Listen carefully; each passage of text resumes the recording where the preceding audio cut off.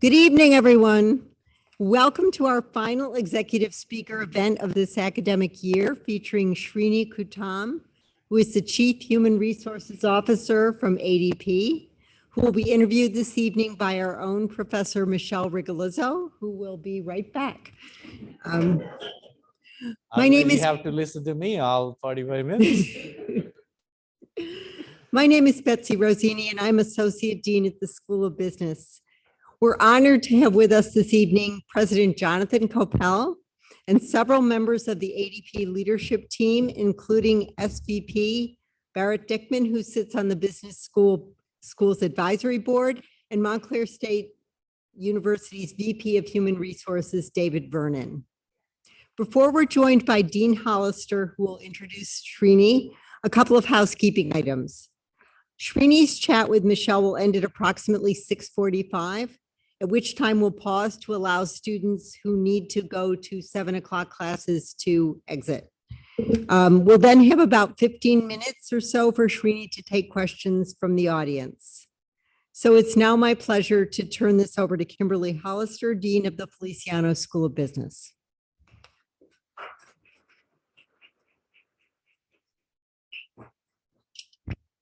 Thank you, Betsy.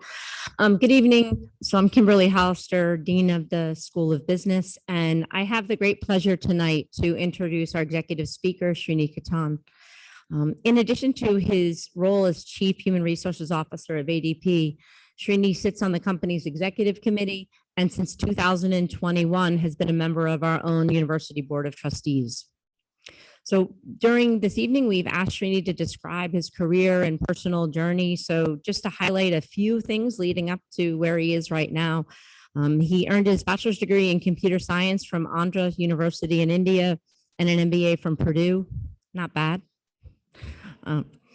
He's held senior HR systems and technology positions at Medco Health Solutions, Express Scripts, and before joining the Human Resources Management Software and Services company, ADP, in 2014. So with ADP, he started in global HR strategy and planning and was elevated to division vice president for the major account services. And in 2018, he assumed responsibility for all of ADP's HR operations, which include over 50,000 employees, although I think I heard at dinner it's 60,000. ADP is on Fortune's list of the world's most admired companies and has famously built its business around the belief that all individuals can unlock their fullest potential if given the tools, environment, and opportunity to do so. So tonight, with the help of management professor Michelle Rigolizzo, we hope to get Sreeni's view on how HR management contributes directly to the tremendous success and recognitions that ADP has earned in creating an environment where employees can thrive and excel. So on behalf of the School of Business, I thank Michelle and welcome Sreeni as this evening's guest. Are you on? Okay, this is on, correct? Excellent. Hi, everybody. Welcome. Very happy to be here with Sreeni today. Welcome. Thank you. So we heard your sort of list of accomplishments, but what I'd really love to hear is your story of how you got where you are. I think our students here can sometimes seem like a really far away thing to think of being the Chief Human Resources Officer. So how did you get to where you are today? First of all, thank you for having me, and it's a pleasure. If I can make it, anybody else can make it. Trust me. So my story, undergraduate computer science, surprise. I'm from India with an undergrad degree in computer science. So there you go. Then I ended up in HR. The story was I started teaching right after I graduated from computer science in India, teaching computer science. I used to teach digital architecture, compiler design, software programming, all those crazy stuff. And then I got a real job.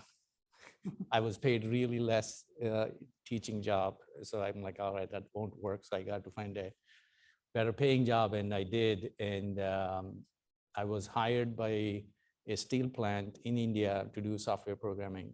And then I was contacted by a recruiter from Hammond, Indiana to come to US to do computer programming for a steel plant.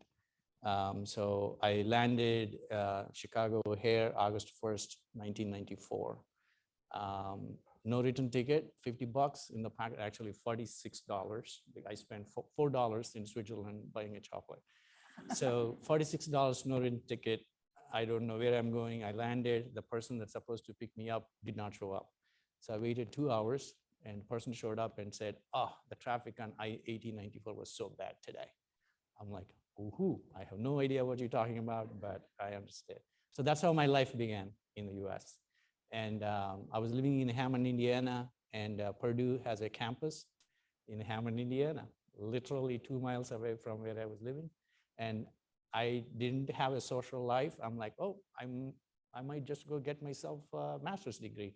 So I joined part-time MBA, Purdue Hammond campus.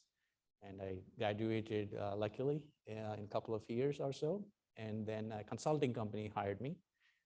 And my first project was in Giant Eagle grocery chain in Pittsburgh. So they're kind of like a ShopRite, their corporate office. And they told me, help HR figure out how to digitize their stuff. That's how I got into HR, through my technology and management channel. And I started helping HR. I understood what 401k was then, how benefits healthcare looks and all of that, and union contracts, how to automate union contracts. So that's how I came from behind the scenes of HR operations and then try to understand HR function. I worked in Europe for a couple of years as a HR consultant. And I moved to New Jersey 2005, working for Medco Health Solutions to run their HR operations, which includes payroll, benefits, all of that stuff, systems. Then I joined ADP as an HR strategy person, and after a few years, I became CHRO. So going back to my opening statement, if I can make it, anybody else can make it. I was hardly speaking English when I moved to US. Not that I actually speak any better now, but my team helps write my communications. They're fixing my grammatical mistakes and spelling errors even today. But the example is, it's with some right people backing you and with some energy you put towards the universe, things could happen to you. We'll talk more about that. I'm not an outlier. Statistically speaking, there is ample evidence that with the right environment, right skill set, with some luck, everybody can make it. Thank you. It strikes me in hearing it that your journey with HR sort of parallels HR itself, going from very transactional, this is what we do, to much more strategic. As we can see, it's now really exploding with recent events. I'm wondering, is what drew you to HR originally the same thing that's drawing you now, or has that evolved over the years as well? I'm one of those people, I believe in destiny. It's so old style Eastern philosophy. And I also remember Steve Jobs talking about 2005 Stanford convocation speech. And he says that when he went to Reed College back in the day, and he took calligraphy classes because he got bored out of studying his regular curriculum. And when he started Apple Computer, he used the calligraphy lessons he learned in the Reed College to build the first app, Macintosh fonts. So the point there is, when you look back in your life, the dots are always connected. No surprise. In my life, when I look back, the dots, technology, MBA, and technology entry point into HR. So when the opportunities came for me, there were some opportunities for me to go into marketing, but I felt like humans, I always loved complex problem solving, coming from the engineering background. And I felt like humans, interesting problem solving opportunity for me. Certainly complex. It's really complex. So that's the thing that actually attracted me to HR. It's a problem solving mentality and the most interesting problem out there. And HR, I felt like, builds the DNA for an organization. It's not seen, but felt. So why can't I be the architect of the DNA of an organization? So that's what keeps me in HR. And that's what we should call our HR programs, the architects of the DNA of the organization. I love it.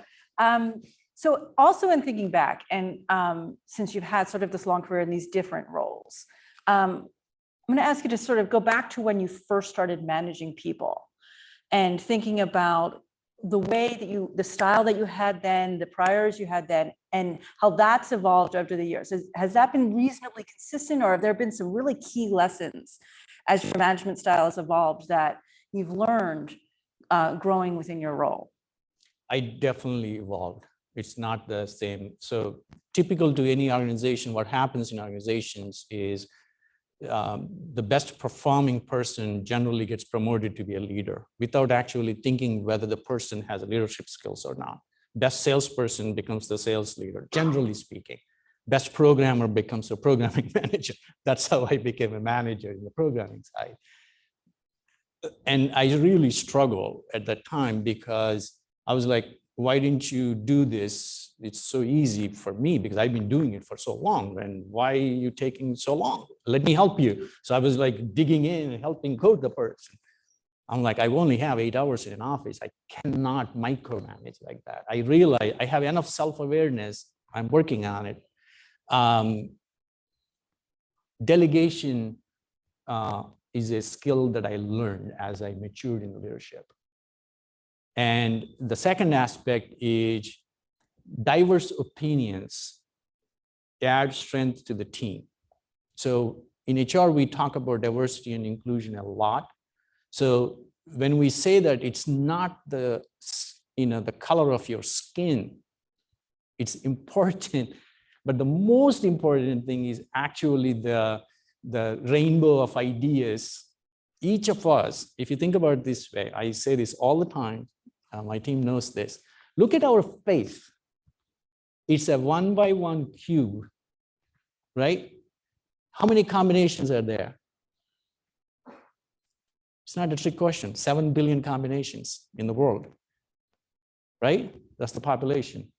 Each of us are generally unique in that small space, right? So as a leader, as a manager, the diverse thoughts, our background, the nature, the context, how we grew, the environment makes us.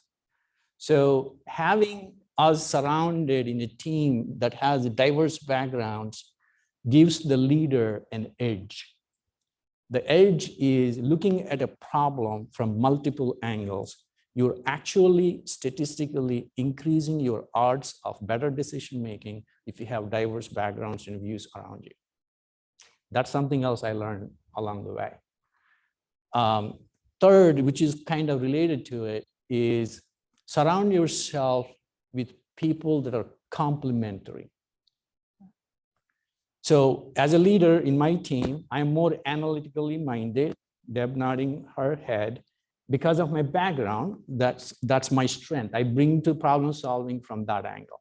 Deb brings to the table ADP's history, as well as deep HR knowledge, human-centric knowledge, what would work, how to frame the problem, how to communicate it. Then we also have technology people. We also have people that knows compliance. So the diverse experiences and complementary skill set around a team makes me a better leader. I make better decisions. So delegation, diversity of thoughts, and complementary skill set is something I observed would give me an edge as a leader as I matured in that leadership spectrum. You know, a common theme throughout all three of those is that it's not one person doing this. You need multiple people. You need to delegate. You need to not try to do it all of yourself. You need other people are going to see things in ways that you literally cannot see them. And then you need to know your strengths and weaknesses to say, oh, here's what I bring, but here's what they bring, and we're going to be so much better together. So I think that's really, often we think of leadership models as this one person that's the great person leading everybody else. And what I'm hearing from you is much more, you've got to know that any one person's not going to do it. It's going to be multiple people. That is true. And leadership is similar to I talked about earlier at the dinner time. It's a noble profession. Teaching is a noble profession. Leadership is a noble profession because it's an enabling function. A professor, a teacher enables all of us, unlocks the potential in us, right? I still remember my 9th grade math teacher. I wrote about him at ADP leadership blogs. My 9th grade math teacher who introduced love of problem solving to me. I was so bad at math until that point, but he unlocked that potential in me. And then I ended up as an engineer and I am here. So there's so many shoulders that I stand in my path towards this, career I have. So my point is leadership is not only about you managing people. Leadership is about, inspiring people. Sometimes as a leader myself, I have to know when to lead from front, when to lead from the side, and when to lead from the back. You have to know that. It comes with experience, and you have to adapt accordingly. So you are called a leader because there are followers. Without followers, you are not a leader. It's as simple as that. That's the pure definition of a leader. And that followership happens either you have a hierarchical relationship in an organization or you inspire people with ideas, right? Martin Luther King, you can say, is a leader, right? And you have, you're a frontline leader if you're working in an organization. He or she is a leader. So it comes in so many shapes and forms. For example, the best leader I know in my life is my grandma. The best, considering what she went through and what she gave to the people, and she can quickly assess a person in 5 minutes. God-given ability. And she gives the feedback right between the eyes. Boom. You like it or don't like it? You can ask my wife when she first met my grandma. And she came away saying, that, oh my God, your grandma is so right. So anyhow, leadership is so different. I'll be part of our research study. So, just as you said, you're a leader because you have followers, you're an employer because you have employees, yes. Right? And so thinking sort of back to HR and so much of what it's not just the pandemic actually, but there's been this rising call for finding meaning in work, for finding purpose. And the pandemic did help a lot of people reprioritize that. And thinking about HR at ADP, how do you create a place where people are finding meaning in their work, are feeling empowered to do good work? It's hard to do. It's very hard to do. We have to also recognize that we have to be practical about these things. It's not 100% all about meaning. It's not all about empowerment. We have to be practical and say, sometimes it is transactional. That's the nature of the business. But any relationship is two-directional. Mm-hmm. Any relationship, personal, professional. It has to be giving and taking. It has to be value adding. Otherwise, that relationship will not survive the test of time. Okay. So between an employer and an employee, so I do the work, I get paid. Okay, that's the transactional aspect of that. But to keep employees in an organization, you got to do more than that. And that extra aspect, we can call it values-based or things that tie the person to the organization at an emotional level. And the tricks of the trade is, what I learned is organizations leave, people leave organizations because of the leader most of the time. So the bond that manifests for an individual is through that frontline leader. That's the key. So us as architects, we focus a lot of time building that bond between the leader and the individual, because the leader is the representation of everything of the organization. And by the leader, you mean like the direct manager, the person I direct report to. manager, Yep. The direct manager. So it's really, really important Critical in that relationship. aspect. And in the changed circumstances of post-pandemic, what our research shows that is flexibility is so important. Flexibility doesn't mean that how many days you work from home, that's important too, but flexibility of the number of hours when they work during the day also becoming important. So if you are a single mother, the hours, the regular office hours may not work in that context. So we tell our leaders, in fact, I send communication to our frontline leaders, lead with understanding the context and then make a decision.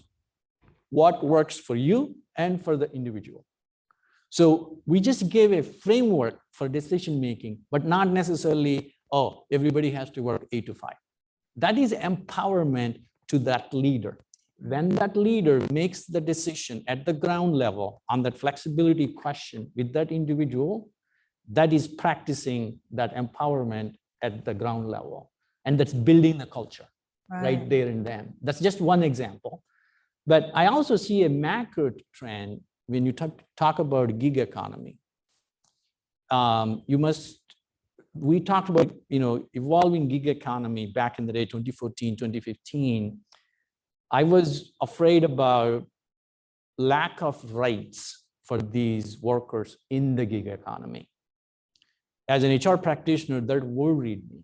Sure. What's the impact of, if more number of people work in gig economy, where the full-time employees have health benefits, retirement benefits, and HR help to Sick go leave, to yeah, all these, of that. Yep. What about these people working for themselves? Mhm. Are they on their own? What the societal impact of? Who's picking the tab for that? Mhm. Because the issues are going to be same, the mental wellness, right? All of that. However, recently I have seen Starbucks began to organize, Amazon began to organize. I kind of said at that time, if you remember the speech I made in 2014, I was like, these empowerment things are like pendulum. Like they go from, oh, we have to collective bargaining. Oh, no, it's bad. Let's not do that. But then again, oh, okay. Anything at extreme is bad. Mhm. We know that living in America now, right? So center is not a bad place to be. Being balanced is not a bad place to be. Evaluating a situation from multiple angles, come to a most reasonable solution is the best way. But in highly charged environments, it's very difficult to do. My comment about these trends I'm seeing is the individual rights might be coming back a little bit as a focus item for all the HR people to pay attention to. Yeah, it strikes me so much that it is the individual. It's like what was so critical about the managers is this messaging. It's like, don't assume you know what works for this person. Don't assume you know what schedule works for this person or what level works for this person. Have that conversation, listen to it, and then figure out something that works for both of you. And I think though different things will work differently for different people, there are these sort of universal things that everybody needs. They need time to care for their family. They need time to rest and rejuvenate. All of these things actually are the same, but they play out in different ways. And so I think that's really interesting from a decision-making model from the manager to say, oh, okay, well, there are things that I can recognize that you all need, but the way in which you need them might differ. And I think that, that pendulum swing is always trying to find that spot. In thinking about, though, the gig economy and this empowerment is this need for continual learning. And you've been described to me since sort of your name first came up as a continual learner, a lifelong learner. And I'm wondering, beyond the empowerment or in parallel with that, how do you help your employees or help your managers, help your employees to want to continue learning, to want to learn and continue to learn? I believe all of us need to be lifelong learners, whether we like it or not, if we want to make progress in our professional career. Because you're all graduating at some point very soon. You go in the real world, start working. but the things that you learn here, they give you fundamentals, and then you need, it's like learning pure math, but you have to apply that in the real world, right? So, and the real world is so complex. I was talking to Michelle about, hey, I can see integration of marketing techniques into HR. I can see behavioral economics coming into HR. So you have to be an integrator of all the knowledge that exists out there and take only what is applicable. But information is so much out there, knowledge is so much, it's hard. So you have to keep at it, I believe in it because I actually enjoy learning. That's a design flaw that I have. And with that biased view, in our organization, what we're trying to do within HR, for example, because we kind of architect these solutions. So in HR, what we try to do right now is every Wednesday, we use behavioral economic nudge principle. We block on our calendars Wednesday, 11 a.m., third Wednesday, invest in yourself hour. Just invest in yourself. We don't tell you what you want to study. It's up to you. But you could tell us what you learn, and you can share with others what you learn. So it's creating that culture. It's taking that principle of investing in yourself, operationalizing it, and creating a closed loop process to create the energy behind it. And we started to do that. And we also, first Wednesday, that 1 hour, I started to teach this principle and how we should think about it, about business and whatnot. And upcoming next Wednesday, one of my team members teaching sales and how sales commissions would work. So it's just teaching. Leaders have to become teachers. So that's the operational concept. Because once everybody sees, oh, leader is teaching, they're interested in it, everybody will follow. Then logically, rest of the ADP organization, we are trying to implement this concept of once a month, invest in yourself for an hour, whatever you want to learn, and share with others. So we'll see where we go from there. And we just did a survey with 3,000 of ADP population, hot of the press. The number one item employees of ADP want ADP to do to keep them inside ADP is investing in upskilling programs. And upskilling, yeah. I was like, they're not asking for promotions. Of course, it is there, but the number one item is make us more worthwhile. Invest in us. So the question for HR is, okay, how do we do that? Right. How do we architect it? So I think it's exciting time, honestly, to talk about it. Great. I do want to switch gears. So we're getting a little bit low on time, and the student population here, I want to think about them in particular. And so a couple of sort of more practical things is, all of your time in HR and all of your experience, how can our students, when they want to enter into position, whether it's in HR or elsewhere, really make themselves stand out? Really make themselves remembered to say, oh yeah, that's the person I want to bring into my organization. To stand out, what should we do? It has to be value-oriented, meaning there got to be something for the other person that you can provide value. Otherwise, it won't really work. Networking helps a lot, but I was an introvert. I am an introvert. I'm only doing it because they said there's free food. So you have to have something to give to the organization, right? It's a barter system at a pure crude level. And then important people have to know what you can offer. You just doing your job, it's only part of the equation. Important people have to know what you can bring to the table. So that's why the networking aspect is really, really important. Because most of the career decisions are made when you are not in the room. Trust me. You're not in the room when people are saying yes or no for the promotion or for the hiring decision, whatnot. So the more people that are in the room that can talk nicely of you, the more probability you will have landing the job or getting that promotion. So how do you do that? Why would people say good things about you? Because you help them. It's as simple as that. So the most important principle is you got to be good at what you do. You got to be the best at what you do, whatever you do. Number two, make sure important people know that you are good at it. And third, you're helping more people in the journey. In the end, if you're unselfish, the more you give, the more you get. So is that how an introvert networks, is by just helping people? Instead of saying, oh, I want to introduce myself, here's who I am, here's what I can do for you, or here, how can I help you? It's exactly that.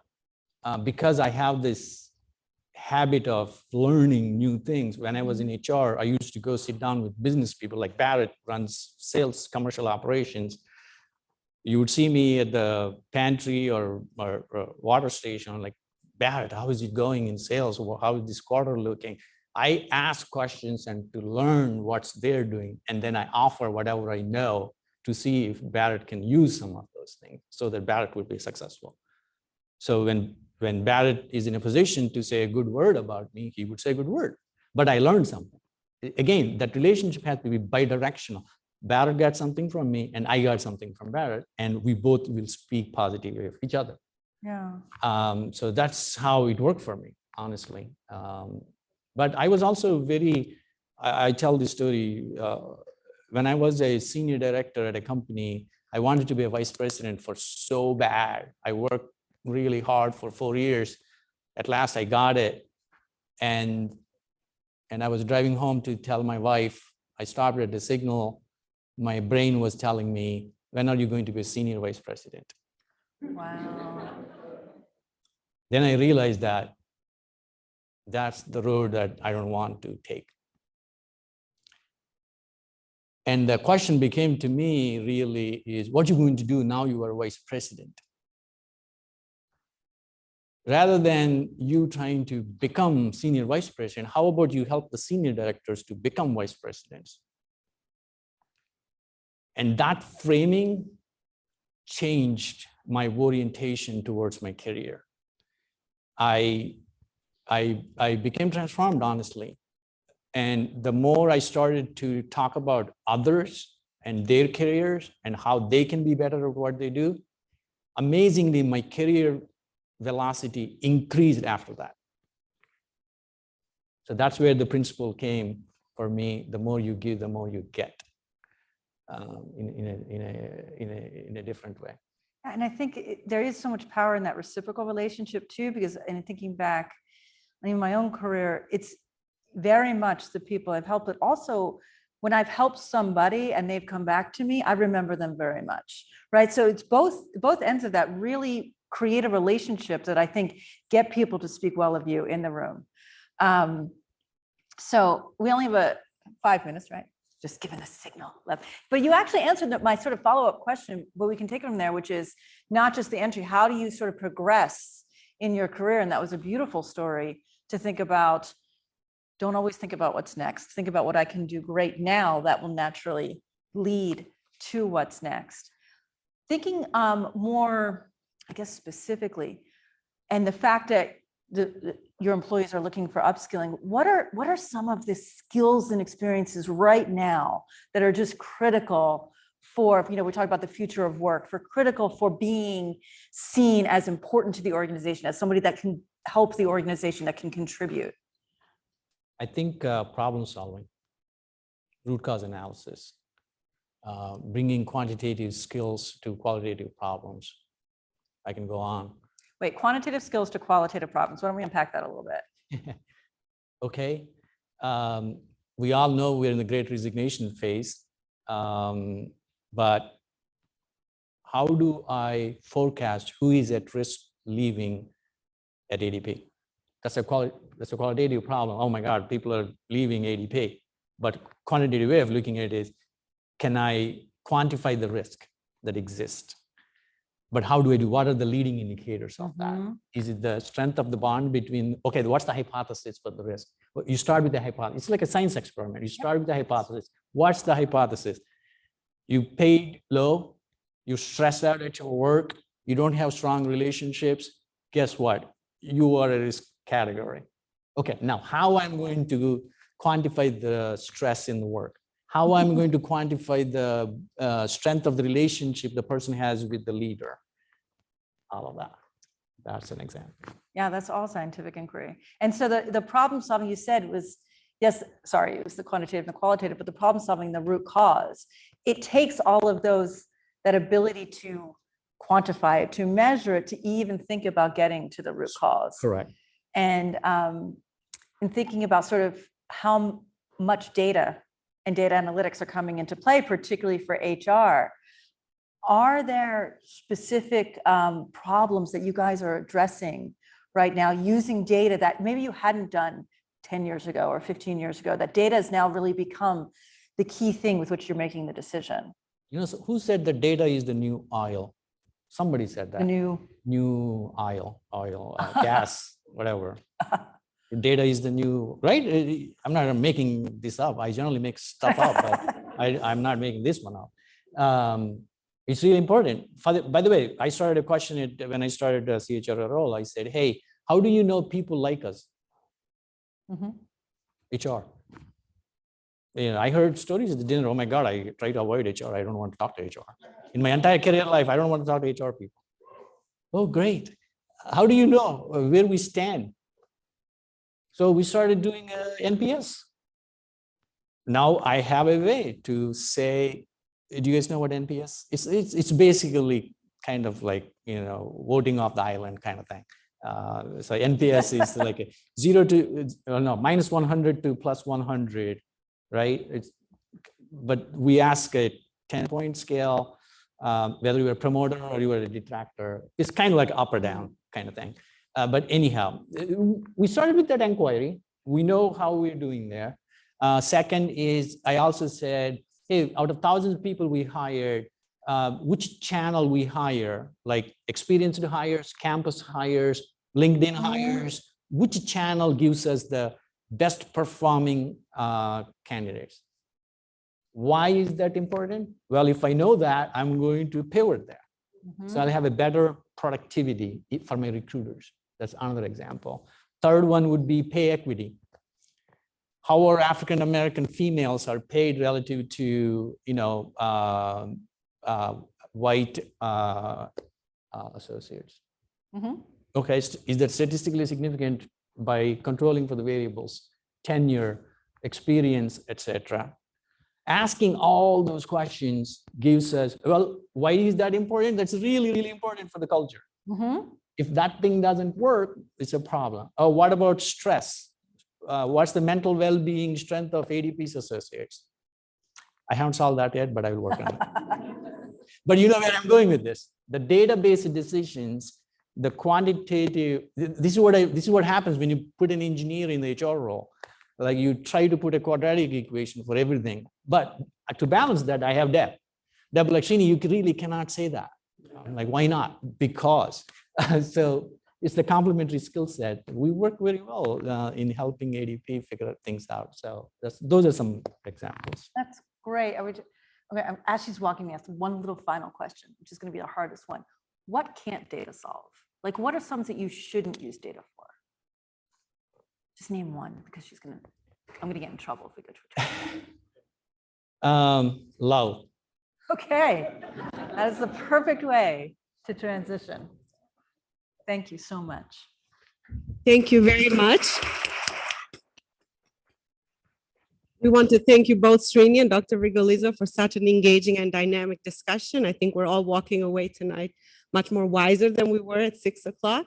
We learned a lot about HR, the role that it has in an organization, building a strong organizational culture. You gave us great advice about being lifelong learners to all our students here. It doesn't end when you finish your degree. And we want to also give you a small token of our appreciation for tonight's talk and for all you do for the university. So on behalf of the Feliciano School of Business and the MBA program, we would like to present you this plaque. Thank you. Thank you. Thank you very much. Thank you. Dr. Vigaliza, we also have something for you. I never won a prize in my entire college life, so thank you so much. You are the best college I ever attended. Making up for And childish. at this time, we would like to give an opportunity to the undergraduate student who have 7 o'clock classes tonight to politely leave. If you don't have class at 7, please stay for a Q&A session. And if you're an MBA student, you should stay. Your professors know you're coming in late to class. Thank you. Oh, thank you. How are we running the Q&A? Are you running it? Yes. Okay. So we have mics here. If anyone has a question, please raise your hand and we'll come around with the mics. And feel free to move to the front of the room here.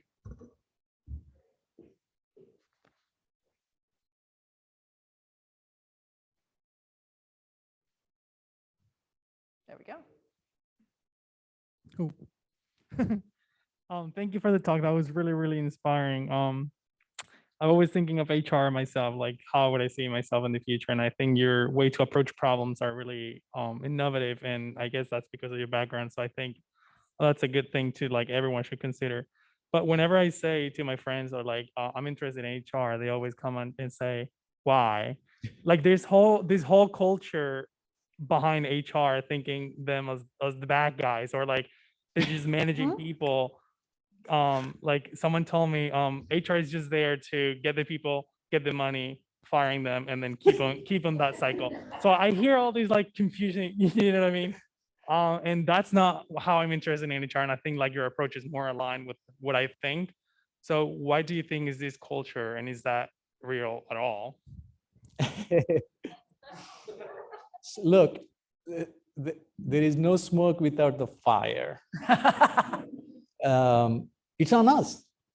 It's on us. We have to take some responsibility for it. But I think people like you coming into the function is going to help us market it better. But the work is really meaningful work. Our day, I would be going from a strategic discussion like which markets we should enter, what type of people we need to enter into the market. Next meeting would be somebody that is not performing in the company, they're better off outside of ADP than inside the ADP because that is the best thing for them. So the day is filled with a combination of strategic, tactical, all the way up to is cafeteria serving free lunch tomorrow to attract our people. So the spectrum of the responsibilities is really interesting also. And then for those doubting Thomases, have them come and speak to me. HR is as I said, it's really true. It's the most complex problem that exists out there. And we should try to figure this thing out for the humanity. So, and I can tell you, as I said, it's an enabling function for the entire organization. So without HR, there is no capital structures and millions of people, won't be out of the poverty. So that's the bigger picture. And there's a bit of history to overcome with HR. It has really evolved and changed. And a lot of those views are accurate a while ago. And so I think a lot of it has to do with, as you said, on us to change those views. Yeah, it's a big, by the way, if there are marketing majors here, I could use some marketing for HR. Really should get together. There you go. He's going to solve it for us. I'm telling you, communication, I have a leadership model. I didn't get to talk about it.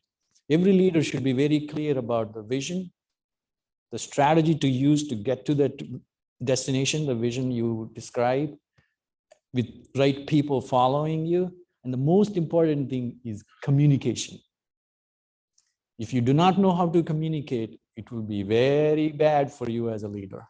And I'm talking about marketing and communications coming into HR. I mean, Doug, you and I talked about during the pandemic for 60,000 people at ADP, when all of us, in one day I sent a note saying everybody work from home, gone. Next day, gone. How do I keep the organization together?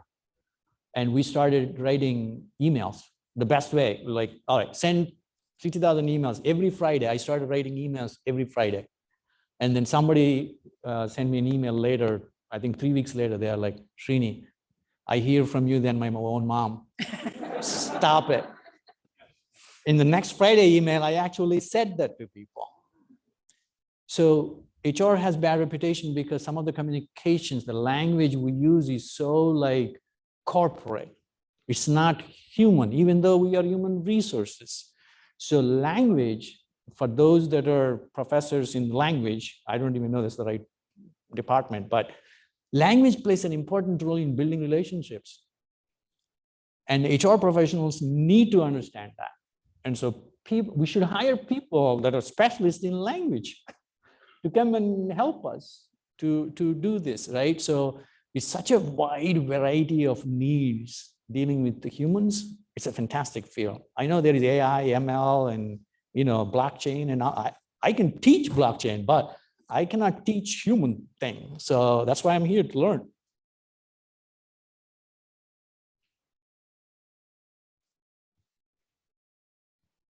How's it going? So I'm your marketing major, but I actually do have an interview with ADP next Wednesday. Awesome. You said a big part about getting jobs is networking, so here I am. Make sure they say something good about you in that room. Sergio DeLuca, You senior should graduating this May. you should tell us which role you applied, so we will talk. I have like all the information of who I'm meeting with and everything, but no, it's an entry-level sales job it's in Monroe. Nice. Yeah. Barrett. No, but thank you for your talk. But my question is, like, along your career, you've definitely like come across some like struggles or hardships. So I'm wondering, like, what are some things that you do or like take in consideration when like making like tough decisions?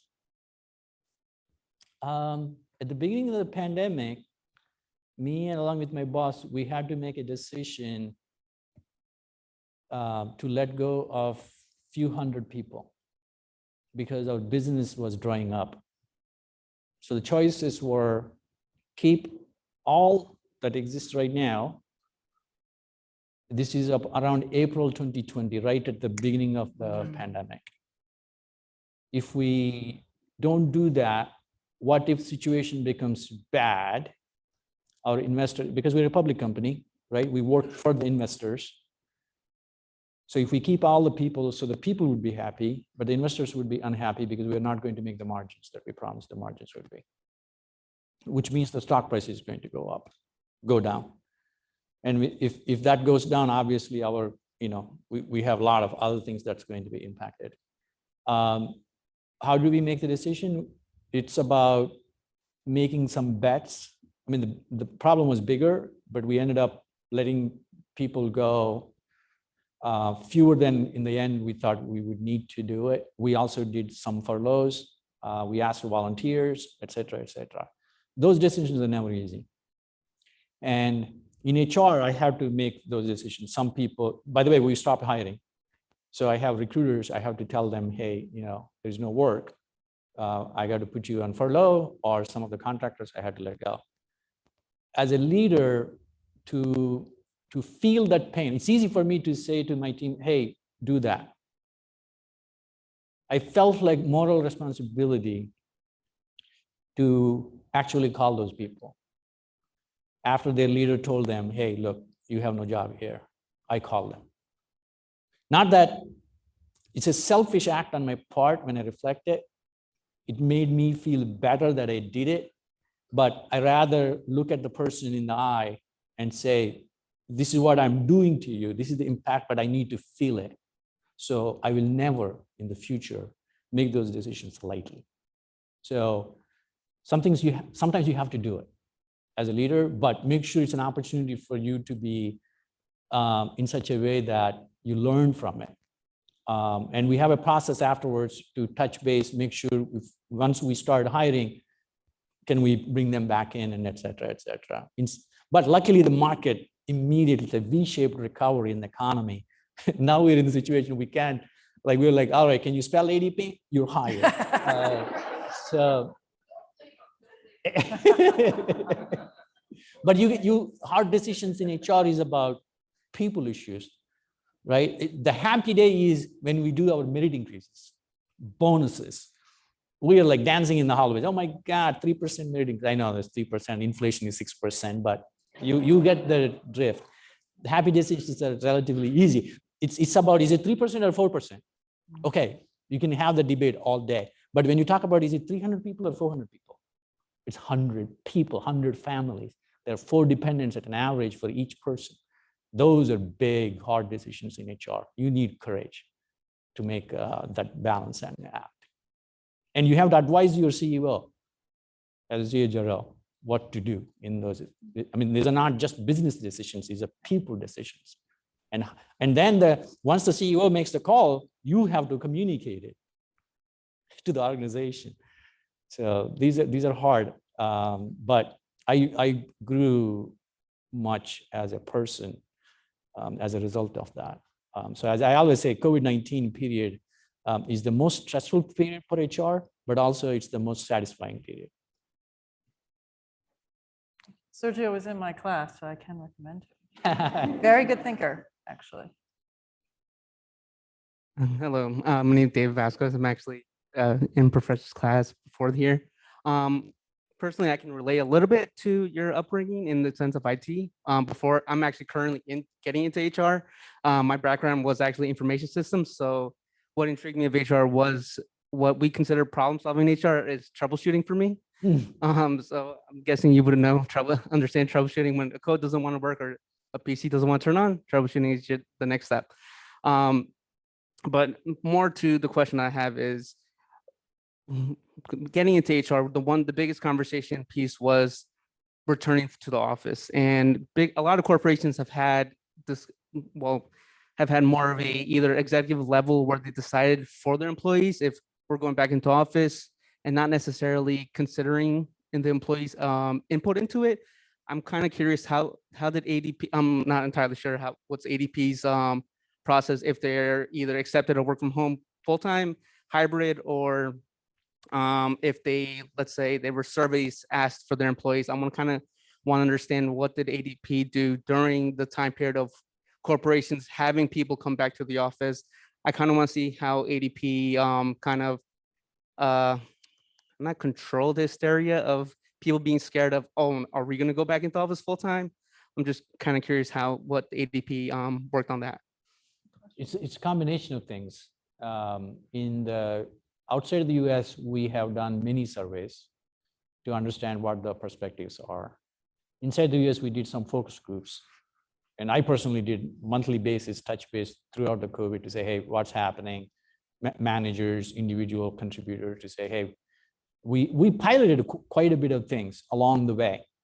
So we said first 2 days a week, what happens on volunteer basis. We basically said offices are open because, by the way, sometimes we have this view here that working from home is good.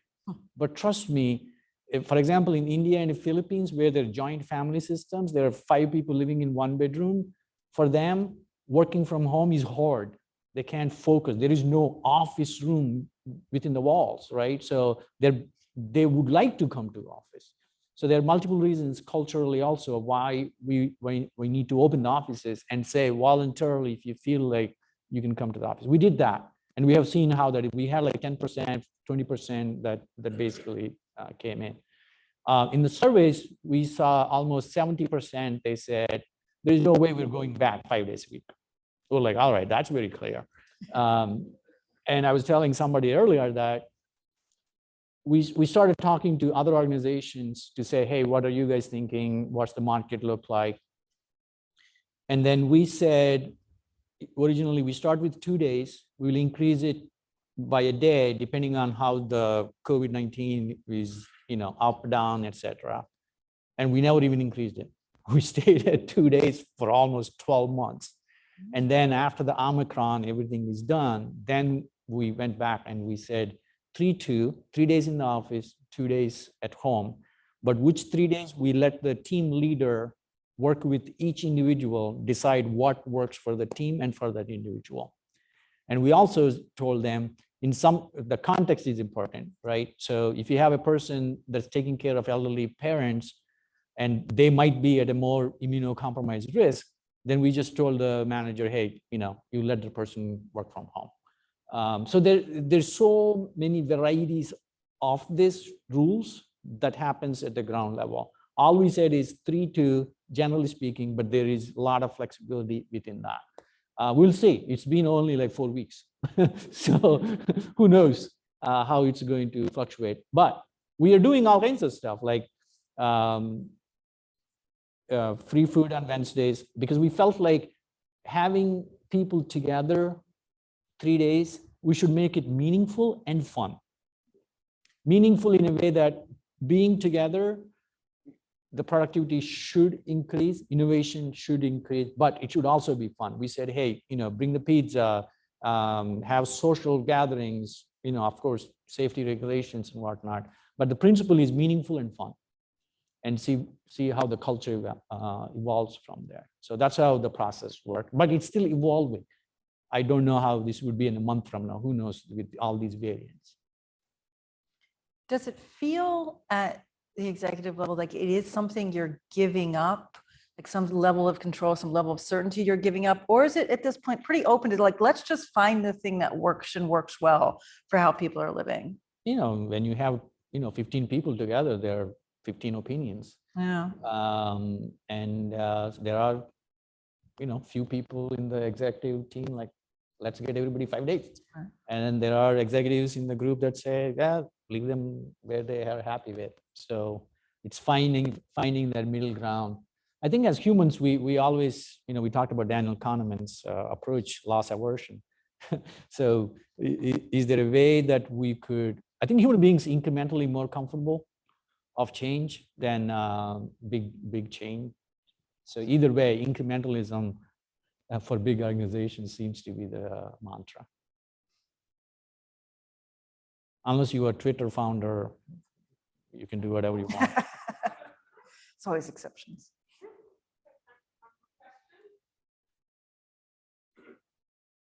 They're all spellbound. I'll ask. How has outsourcing affected your operations? Well, we are net beneficiary of that trend, because ADP, basically our value to the employer who contracts with us is you outsource your payroll to us, or your HR services or HR systems will deliver value to you, rather than you doing everything in-house, right? That's really our business. That's how we started in Clifton, 1949. So I think we've been a net beneficiary of that. Within our operational units, very similar to other organizations, we have 10,000 people in India, we have 2,000 people in Philippines, we have 2,000 people in Brazil. So I think capital flows varies advantageous for the capital. That's fundamental theory, right? So we're not outliers when it comes to taking advantage of the labor arbitrage and the skill arbitrage sometimes too, and the talent supply and demand. So we have taken good care of that, and we'll see. But supply, we talk about supply chain issues and as a result, inflation and whatnot, but there is also supply chain issue when it comes to immigration. So a country's GDP is simply the number of people times the productivity. So that's what you're all MBA students, so I hope you know that, right? So if number of people go down in a country, either you have to produce more or your GDP is not going to grow. So as a country's leader, people have to think about what that means. Either people have to make more babies or get more people from somewhere else. So immigration plays a key role at a country level, but an organization level, again, you got to do what works for you to make sure that the balance between the number of people and the productivity levels are important. So we don't want to go into economic side of it, but you get the point. Well, thank you, everybody, for hanging in and staying. Thank you so much, Sreeni. It's wonderful to have you here.